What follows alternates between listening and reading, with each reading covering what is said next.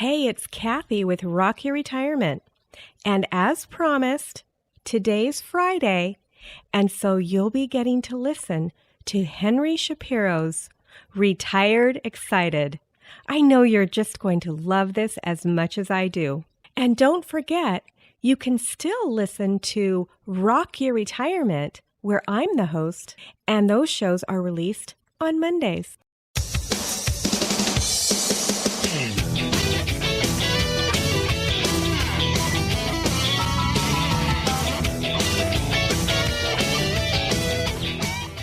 Welcome to the Retired Excited podcast. Retired Excited, the show where we give retired and want to be retired folk a look at how great retired life can be. Here we talk to men and women who are happily retired and loving their life. Together, we will delve into what retired happiness really looks like and how anyone can achieve it. Here is your host, Henry Shapiro. Hey folks, Henry here at Retired Excited, the show providing inspiration for people who are nearly retired, newly retired, or say they're never going to retire. Here we talk to retired people doing things that make them happy. Things from stamp collecting to cruising, from dancing to touring the world on a motorbike. We talk to everyday retired people who are living the life they want, and we talk to a few professionals to get expert advice. And I chip in with some of my own experiences. Well, hi there everybody, it's Henry with Retired Excited. Today we're going to be talking to a couple who I think are exceptional people. Their names are Jenny and Stan Brown. Now Stan, for most of his professional life, has been a self-employed electrical contractor, and Jenny is a nurse. And they live on a deer farm. They've run the deer farm alongside their professions for many, many years. I started by spending some time talking about their life before retirement. The reason I spoke to Stan about that was because, like lots and lots of us, things haven't always gone smooth for them. But that got patched up, and he talks a little bit about that. When I first got to the farm, I sat down, had a cup of tea with Stan, and Jenny was out doing something. As we progressed, Jenny started clattering about the kitchen, and you can hear that in the background, but that's what happens when you're doing live interviews. I wasn't going to interview Jenny at first, but she sort of got a bit involved, and as I got towards the end of the interview with Stan, he said, "Talk to Jenny." And I'm really, really glad I did, because she told me about the same instances, the same things as Stan did, but from a different point of view. In some cases, a very different point of view. And it's worth comparing what the two of them said. Stan, as I said, he runs a deer farm, and he was a hunter, and I think that's probably what led him into being interested in farming deer. Now, what's interesting is that first Jenny, but then later Stan, used their skills, their existing professional skills, to help other people. You'll hear that what they did was, Jenny first went overseas as a volunteer abroad. They went to Mongolia, and she was able to use her nursing skills in an orphanage there, and Stan followed along. Best they tell the story rather than me. I started out greeting Stan, asking him how he was, and then indicating that it had taken me just about 3 hours from my house to get to where he was up country, and asking him where the hell he lived. Well, you're a couple of 100 k's from Melbourne on the Maroondah Highway, which leads to Mansfield and Mount Buller and the ski fields. And it's a place we came to because of a number of reasons. My wife and I parted company. We eventually decided to get back together. And the kids didn't want to go. Has that been a good move? Yeah, well, we've been back together for 25 years or something, so it's not too bad. Not a bad move. I'm not sure it was 100%, but yeah, it's not too bad. Well, I wanted to talk to Stan today, listeners, because he's got a profession, he's a farmer, and he's helped a lot of people. It's the last one I wanted to talk about really in depth, but let's have a listen to how Stan finished up here on the farm. Well, we had a small farm at Taggart. When we got back together, we decided on Merton because of its location, and we bought this place quite cheaply. Was it a deer farm when you got here? No. It was owned by a local, or son of a local. He and his brother inherited quite a lot of land in the area, and drank it away. Gradually the farm was chopped up until it was all sold. All right, well, so you're here on the farm. Initially it wasn't your main focus. What were you doing? What was your profession? I'm an electrical contractor by trade. It took me quite a while to get into the job here. I went over near Mildura way, driving a huge wheel digger in the desert for pipelines for something to do and make a bit of money. And then we just gradually, we had the deer, and the deer when we came here, the deer were worth nothing. The price was terrible. And my bank manager said, well, you still owe us the money. But he had serviced a lot of deer farmers. And his comment was, have you got a place where you can put a paddock where you don't have to look at them? I went, yeah. He said, well, put a fence up and put them there. So we did. Arguably, it's probably the best move we made because we put them there, they just gradually grew in numbers. Well, then let's move on from there. What's your main focus now? What do you really enjoy now? I still like the deer farm. I enjoy that. And I think that helps me keep young. People often say, oh, you don't look nearly 70. Well, as far as the farm's concerned, what's the best thing about being on the farm?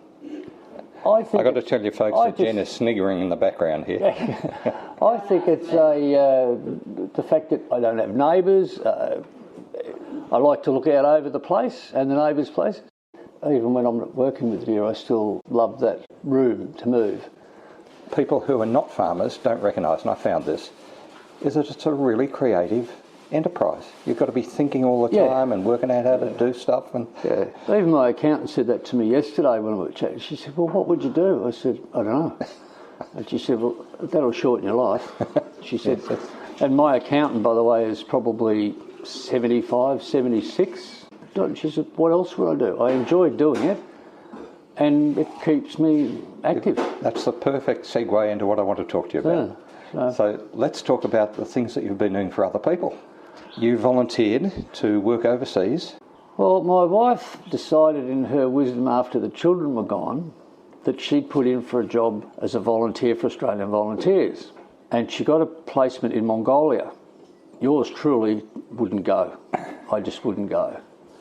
And after living here for about 6 months, 5.5 months by myself, I was starting to get a bit lonely. And Australian Volunteers had constantly said to me that if I wanted to go and stay with Jen in Mongolia, they would send me. And eventually, after about 5.5 months, I weakened and said, I'll go.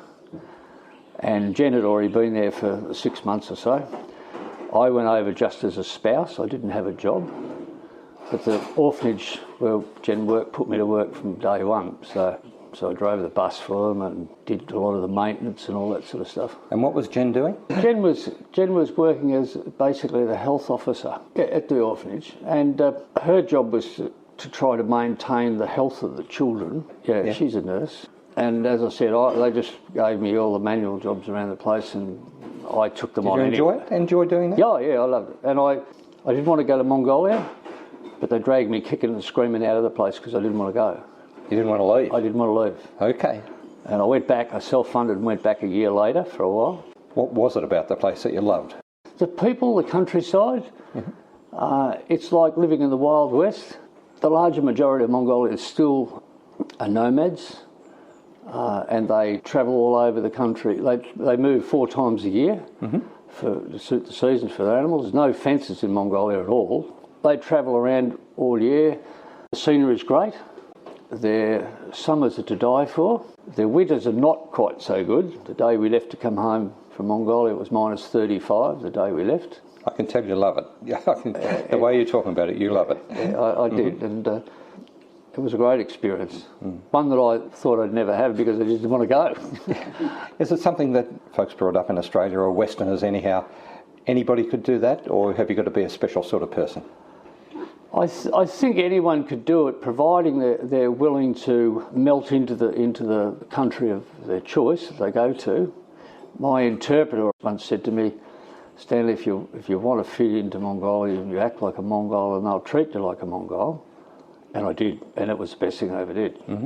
Australian Volunteers managers couldn't understand how, in that short space of time, I'd been out wolf hunting with the Prime Minister, I'd been fishing here, doing this, doing that. And it's because I took notice of what Arjun said and become a Mongol. Drove like a Mongol, acted like a Mongol, drank like a Mongol, and for that I fitted in. They're pretty good drinkers, I think, aren't they? They drink a lot of vodka. They do have another alcoholic drink there, it's called Airag, and it's fermented horse milk. Not everyone likes it. My wife certainly didn't. I developed a bit of a taste for it. It's about equal to a bit stronger than our light beer, and they drink a lot of it. It's you look in the barrel and think, oh, do I want to drink that? But it's okay. And once again, it's one of those things that I found when you go to a place like that, if you blend into their society, they want to feed you and they want to give you something to drink. Like that, you'll get to a camp and they'll offer you a cup of tea, but the cup of tea is salty. They put salt in it. That takes a bit of getting used to that, the salt. But you get used to it. But the other thing is, if you happily accept what their way of life, they treat you totally different than if you don't. And the one thing that we noticed when we were there, it was the year of the volunteers, and there was a lot of Australian volunteers in Mongolia at the time, and a lot of them couldn't hack it and they went home. So how does the organisation, how does Australian Volunteers cope with that if somebody... I think they're disappointed, but it's part of the deal. Let's just move on to Australian Volunteers for a second. You went to Mongolia and you followed Jen over there. Where else could people go? What sort of countries do they send people to? They've got places, the Solomons, Fiji, Indonesia, Vietnam. So all around, many third world countries. Yeah, there's quite a lot. We came home and everything ticked along for a while, and then I used to check their website every now and then. All of a sudden there was a lot of tradies jobs come on the website. And one was teaching, and one was a teacher in the Solomons. I've taught apprentices, but I had no experience as a teacher. And I spoke to a guy who had taken a job over there as a carpenter teacher. So I put in for the job and I got it straight away. And then that was okay, and I was all set to go to the Solomons. And then they rang me up a little while later and said, "Look, we've got a problem. There's a job in Jakarta at a hospital. They need an electrical person to teach about the running and maintenance of the hospital electricals." So I said, "Oh, all right, okay, if that's what you want me to go." And then they rang me up about 3 weeks. They said, "Oh, we've got a problem." I said, "What the bloody hell's the problem this time?" I said, "Oh, you know how you said you didn't want to do maintenance of heart monitors and all that sort of stuff because it was too technical?" I said, "Yeah." And they said, "Well, we actually have a bloke who's applied for a job in East Timor who's a technician. What do you think?" I said, "Well, if I was half smart, Ian, sitting in your seat, I'd send him to Indonesia and I'd send Stan Brown to East Timor." So they then sent this guy to Indonesia. It didn't work out, but yours truly went to East Timor. I was managing a workshop that did mechanical electrical work, and I was actually working at this place on behalf of Australian Volunteers, but for a doctor from Sydney who sponsored the place. Unusually, the job required me to be not only the manager, the financial manager and the teacher and the man who runs the joint, which Australian Volunteers are not very keen on you handling any money, but it was the only way which we could do the job. So I did, and even now, it was only a couple of months ago, the workshop rang me up to say hi and how are you, and the business. So they've maintained contact. That's fabulous. Oh yeah, that's good. They ring every now and then. And so the people who go and volunteer abroad, do you need to have a profession or a trade, or can regular folks, just with regular jobs go? They usually suggest different trades or skills or professions. Jen would never have much trouble in getting a placement even now, because quite often the health area is a lot of advertising. You mentioned their website. No, I had a look at their website before I came. Yeah. When you look at the website, there's a whole list there of places to go and what they need. So anyone who's interested could really just have a look and see if they fit the bill. Well, the job in East Timor, I got it because of the electrical side of it. Australian Volunteers didn't realise that I would have to be the CEO of the workshop. That's the way it worked out. But I'd run my own business for 35 years or more, so it wasn't a major step. I took over from another Australian who worked there for money, and he'd made a bit of a mess of it. We came to a serious altercation with him at one stage, but I floated along with the boys at the workshop, and all I did was I guided them how to manage the money, how to make profit. Like, they didn't even know what the word profit meant until I explained it to the young trainee manager. and now they're kicking goals. It's going good. Fantastic. Australian Volunteers were never happy with the position that I had in regards to the fact that I was in total control of everything from the money down. But it's the only way it would work. It's worked out now. And I was offered actually another job whilst I was there from Australian Volunteers in Nambia in Africa, 2 jobs, to go over there and set up 2 workshops. It's 6 months, and I could stay if I wanted to or go home.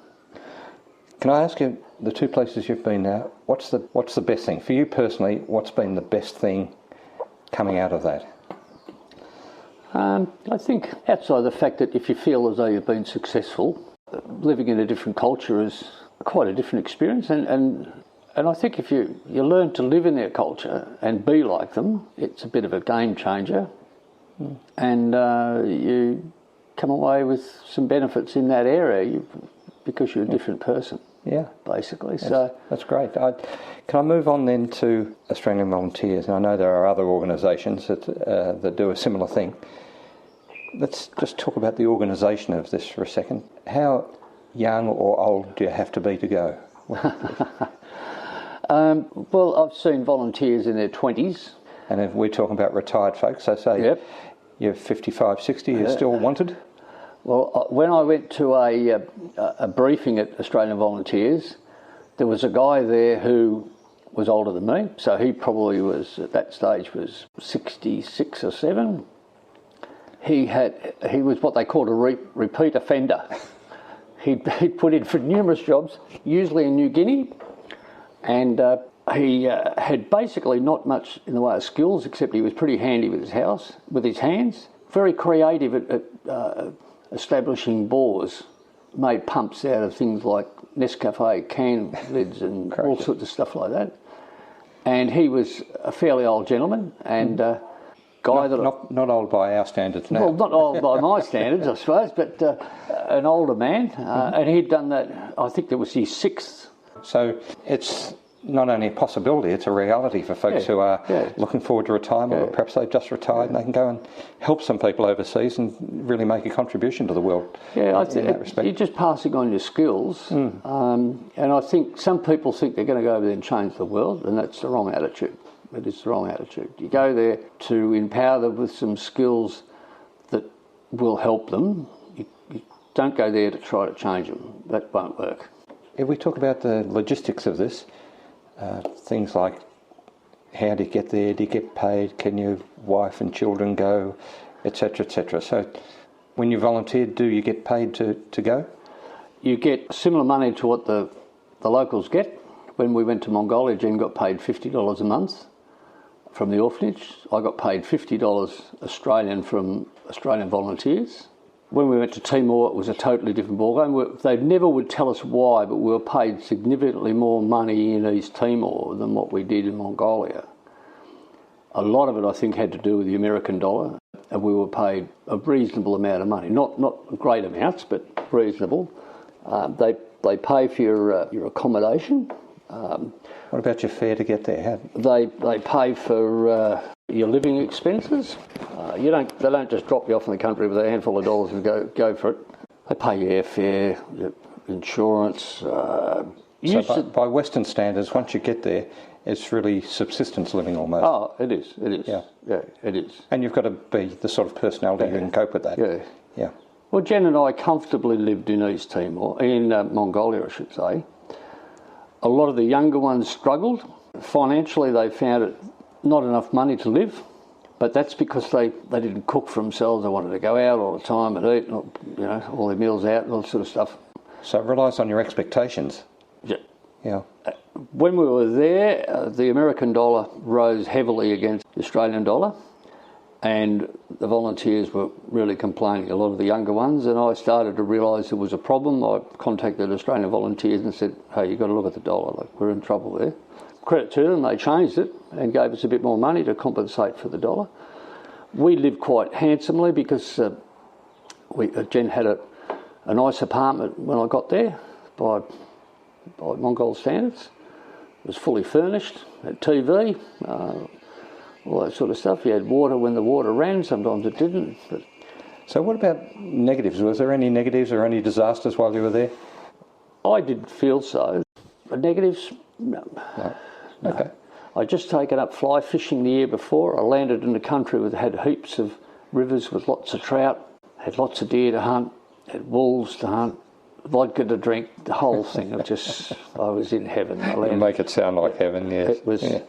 I fell into that area very quickly. The downside of it, I guess, is, which will always stick with you, be it Mongolia or Timor, is a lot of the poverty that they live in. It's hard to explain to people just how bad it is. You show them photos and they look at it, oh, yeah. But to actually live in it is a totally different ballgame. And some people can't do that. They just can't survive in that situation. And we lived in the edge of UB, which is Ulaanbaatar, the capital of Mongolia, and the orphanage was in the middle of a slum suburb on the other side of the river on the way to the airport. And when I say slum, I tell you it's slum. I was just blown away when I first got there. I just wanted to go home. I thought, this is just, I don't know whether I could handle this. And some people can't handle it straight away. And I did, but I had a wife there, so I stayed there, and after a few weeks of going to the orphanage, and then I busied myself because the water system hadn't worked for 2 or 3 years. So although I'm not a plumber, I'm a farmer, so you have to know all about everything. So I rebuilt all their water system and made it work, and I built rooms on the orphanage, drove the bus to the hospitals and doctors for the kids and all that sort of stuff.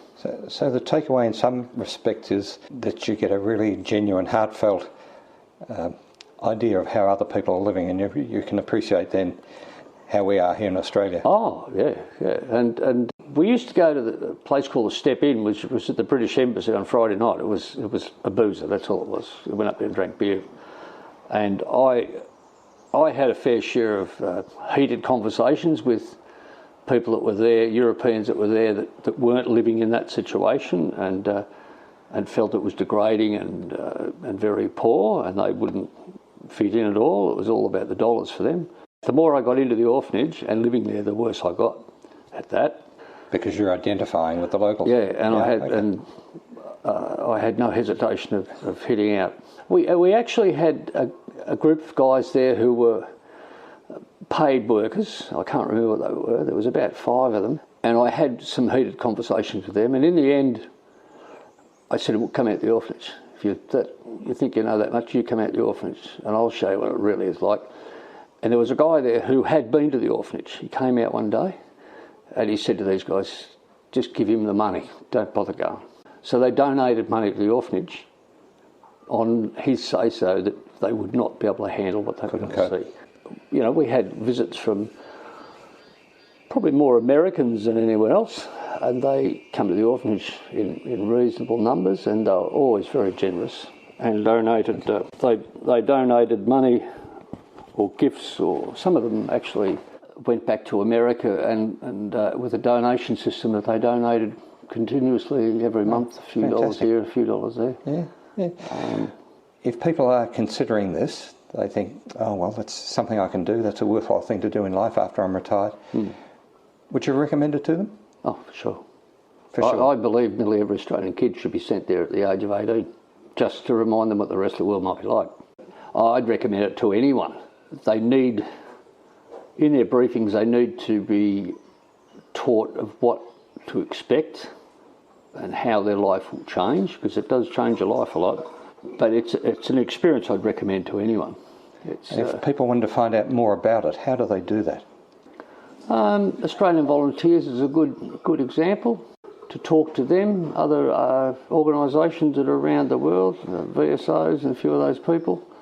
The thing they have to understand is that you will not be living like a European. You will not. It simply doesn't happen. If you do, you might as well stay home. Are there any books or websites? Well, there's the Australian Volunteers website, but is there any way of contacting people who have been, such as yourself, so they can get first-hand information? Australian Volunteers do have talks on it from volunteers who have been overseas. They give talks on that. They have on their website, quite often they'll have return volunteers giving a talk on be it Solomons or Africa or wherever. Mm-hmm. The only thing I found or find these days, the volunteers, because they're paid by AusAid, pay them, it also is a bit political. Like, we hardly send any volunteers to South America. We don't send them into certain countries. Okay. Because it's not in our interests. That's something I hadn't even entered my mind. That it's yeah. So you'll find that the countries they send people into, East Timor, the Solomons, Fiji, any of that sort of Pacific countries, parts of Africa, it's a political thing. And AusAid, who sponsor Australian volunteers, stipulate this is where the areas where you send them. When we were in Mongolia had only been a separate country from Russia for a number of years. There's a story I tell, it's about the Prime Minister I went out wolf hunting with, and hell of a nice guy. He was deposed because he was too honest. He was sacked because he was too honest. His own party sacked him. Yeah, it's different, and the one thing you need to do is not get involved in political or religious situations. The orphanage was run by an Australian woman, an Ananda Marga nun. Yeah, it's a long and involved story, but she found God in India and went to Mongolia and started taking a few girls off the street, and suddenly wound up meeting this Mongolian guy who helped us set up the orphanage. And for folks who are thinking about this, or from what we've been talking about here, what would you say, what's the takeaway message from you as far as working overseas? I would probably say to them it's a great experience if you want to immerse yourself in another culture. And you have to. To be successful, you need, it's like our junior used to say to me, Stanley, you drive like Mongol, think like Mongol, you will be Mongol. And you have to be prepared to go into that zone. If you feel that you can't, if your standards would hold you back, then I seriously doubt that you'd make a good volunteer. Here you are, you're back on the farm, your concentration is on the farm, and so looking forward for the next few years, what are you looking forward to? A bit more of what I've got now, I guess. Okay. If the right job come up with Australian volunteers, you'd do it again? I'd do it again. I'd consider doing it again. You can do another volunteer over there. Listeners, I've got Jen, Stan's wife, with me to give her view of what was going on overseas, and whether she enjoyed it, whether she got anything out of it. Jen, tell us about your experiences over there. Well, I originally went to Outer Mongolia because I'd always wanted to go as a volunteer when the children were little. A friend of mine, a work colleague, had gone to the Kiribati Islands with her family for 2 years and lived over there, and Stan was adamant he was never going to go. And then the boys went to Melbourne, went to uni, went overseas, and there was this job that came up in Outer Mongolia, and it was 2 years after I'd had a really major accident and was in hospital for 6 months. And that was a horse riding accident, wasn't it? Yeah. Yes. So Stan thought that I'd forgotten all about going overseas and going volunteering, and this girl at work said, she saw this job advertised, and I said, I'm going to apply for it. And when I told him, he was not a happy camper, but anyway. So anyway, I went and had a job interview, and I went, and it was 35 plus when I left Melbourne and minus 35 when I arrived in Ulaanbaatar. Your profession is a nurse. I'm a general trained nurse, a midwife, and a maternal and child health nurse. So was that the requirement for the job that you were looking at? Yeah, pretty much. I had to have nursing qualifications to go, training the workers at the orphanage and looking after the health of the children, and that was a bit of an experience because you would never go to a Mongolian hospital if you were sick. It was like stepping back into the 1930s. So I found this really great clinic run by the South Korean doctors called the Yonsei Clinic, and they volunteer their time, and so I took all the children to see a Dr. Khan at the Yonsei Clinic, and at least that was good. But you wouldn't take the children back to the orphanage with intravenous strips or medication because the workers just they'd give it to them sometimes and not give it to them other times, and didn't see the need for that. So our flat in Ulaanbaatar was often chock-a-block babies and toddlers. Oh, okay. so that was good. Are there any stories you can tell me of things that happened at the orphanage? Yes? Yeah, I was like doing a training exercise on how to do stuff with the workers, and they would sit there and half listen and half not listen, and the interpreter, Chuggy Chongsogmaya, her name was, but we called her Chuggy, she, I would say something quite short and simple with 4 or 5 words, and it would be a whole sentence, and I said, "What did you say to them?" She goes, "Oh no, I just tell them that." I said, "Oh, okay."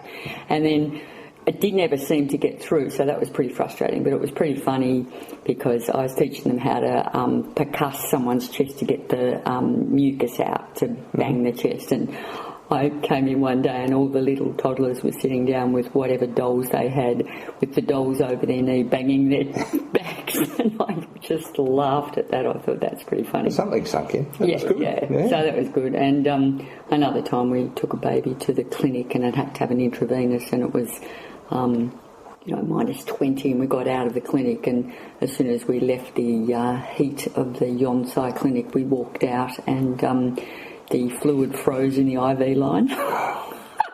So I was walking across the street. Stan was hailing a taxi because he didn't have the van for some unknown reason. I have no idea why.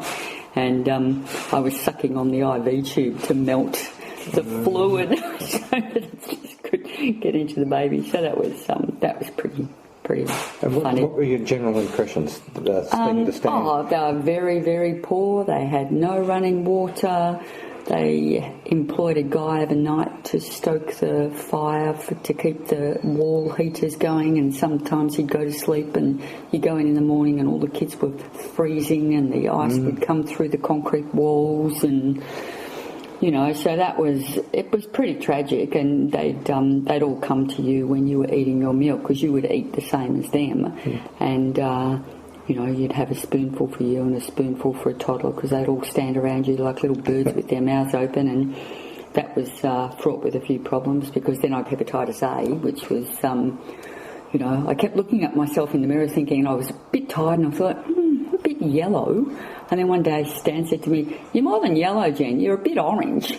So anyway, went to the... nice caring husband. Yeah, so I went to the clinic that Australian Volunteers International recommend you to go. It's a UN doctor.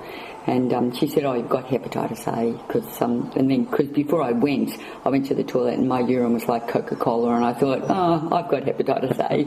So you don't die from hepatitis A. You get pretty sick, and because we were paid, we could eat reasonable food. So if the Mongols got it out on the steppe and they got it really badly, and if it was associated with vomiting and diarrhoea, they'd probably die because We went on a trip up horse riding after that happened for 7 days, and it was awful. I mean, the horse ride was great, but we got to Renchalom, and we had to get back to Murin, which was the airport, and we went in a truck, and it took us 17 hours to do 112 kilometres. Oh, could have walked there. It was the worst experience of my life. It was horrible. You're putting people off. Yeah, but that was fine. I mean, but if you go there from what you're saying, from what Stan was saying, if you go there expecting an adventure and expecting, then the people are generous. Like that night that we came and we had to stop,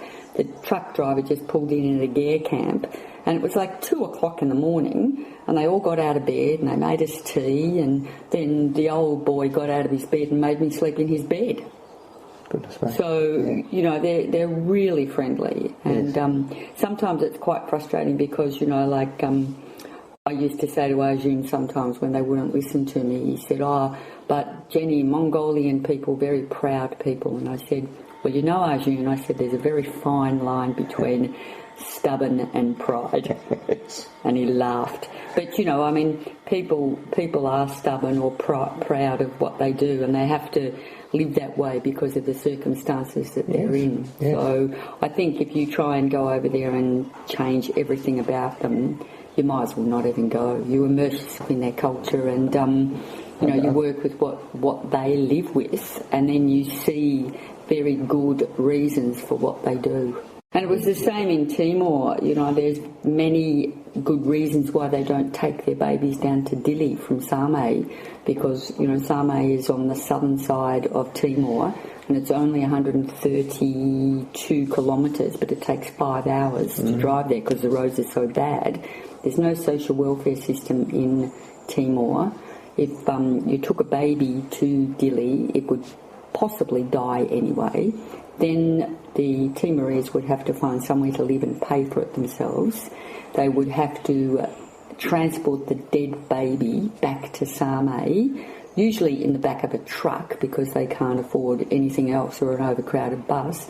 Then they have to pay for the funeral.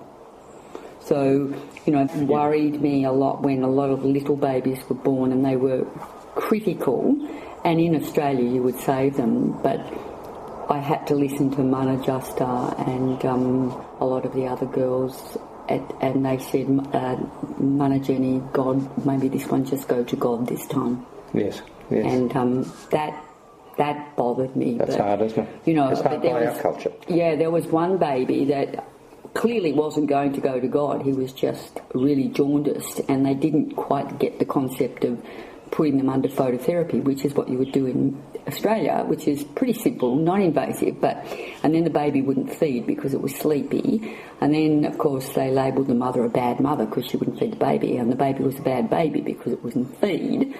And in the end I actually spat the dummy a bit, and I went down to the UNPOL police, the UN police, and I said to the Jordanian guy that was the commander, I said, can you get a UN chopper to take this baby out? He goes, oh, we don't usually do that. And I said, well, you come into the clinic and you have a look at this baby. And I said, and you'll know why I want a chopper. Anyway, he came and he went, okay. And by the time we left and we got back, it was 3:30. And then he said to me, I've rung the UN helicopter. He said, but they can't come because they don't fly after 4 o'clock in the afternoon. So I spat it and I said, well, don't, and I swore at him. I said the F word. I said, well, don't effing worry. I said, because it'll be dead in the morning. I said, thanks for your help, and I walked out. I was furious. So anyway, I was walking up the road, walking home, sweating about what I was going to do. So I rang up this Scottish doctor at the Australian and New Zealand Army barracks in Dili because I knew them. And he said to me, oh, give me a condition of the baby. And I said, blah, blah, blah. And he goes, oh, doesn't sound good, does it? And I said, no. And he said, we'll have a Black Hawk there in 20 minutes. ETA, blah, blah, blah. And I said, good, thank you very much. So that was amazing. I tell you, I said to Stan, that's how I want to fly all the time. 20 minutes it took. Fantastic. Yeah. So that was and that baby lived, came home, everyone was happy, but you wouldn't do that unless the child was critical. But all the others, you have to sort of go, But sometimes I'd come home from work and I'd say to Stan and say, how was your day? And I'd go, either great or I just want to bash my head through this concrete wall. Yeah. Once again, it's your expectations and the standards we have here are so different. Yeah. Because even the hospital had no running water, no electricity. You wanted to find running water, you had to walk out the road 200 metres up the road to a tap to get it. So with all that, all those experiences, and you were listening to what Stan had to say, would you go back? Oh, yeah. I didn't like the mosquitoes. That was the worst. So I covered my body with DEET, which, God knows, probably 10 years down the track I'll end up with some terrible disease, but I didn't get malaria, so that was fine. Yeah. No, it was great. Terrific. Kids are great. People are great. What a fabulous story. Did that touch your heart? It certainly did for me. You can see why I consider them to be extraordinary people. If you think that Stan's interview ended a little bit abruptly, it did, because I started to sign off the conversation and he went into a whole second conversation about somewhere else he'd been. That was just too much, but he had a brilliant second posting to a different country, and loved that as well, was able to add value to the people there and to the community he was in. And it was a whole new story there. But it was just too much to put on this interview because it would have gone on for another hour. You can see that the support that they were able to give the Mongolian community worked both ways, didn't it? They came back different people. They came back with a better appreciation of a different culture, how the people over there lived, and the difference between their lives and our lives. It's a great example also of how you can change your ideas as you go along. Stan really didn't want to go, but then he felt lonely, he said, and he was being prompted to go by the volunteer organisation, and he went, and when he was there he loved it. So you don't need to be locked into your preconceptions of things, and he was certainly locked in to start off with, and he found he was wrong. You need to be open to new experiences. My attitude to all these things is, well, what can happen? You're having an adventure. It's interesting the difference between how Stan and Jen told their stories. Stan talked about the mechanics of getting over there and what happened and so on and so on, whereas Jen told stories about the people. She told stories which were happy, stories which were sad, fulfilling, and they were filled with empathy for the people over there. I think she was brilliant. I'm very, very pleased that I got to talk to her as well. If this is of any interest to you, what you should do is get onto your internet and Google Australian volunteers. You'll find 2 or 3 organisations there, and if you have a look at their websites, they give all the details of the places they go, the sort of tasks that are available for Australians to do, how long they are, and so on and so on. So do that. Google Australian volunteers. It's been a great conversation. Please leave comments on the website of your attitude to going overseas, your attitude to different cultures. If you want to contact me directly, as always, henry@retiredexcited.com, and of course the website is retiredexcited.com. So thanks very much for listening to this. It's been a longer session than normal, but well worthwhile, I think. So thank you all. I'll see you next time. Cheers. I like that. I'm going to give that a go for sure. Ian, that was terrific. That was interesting. What a good idea.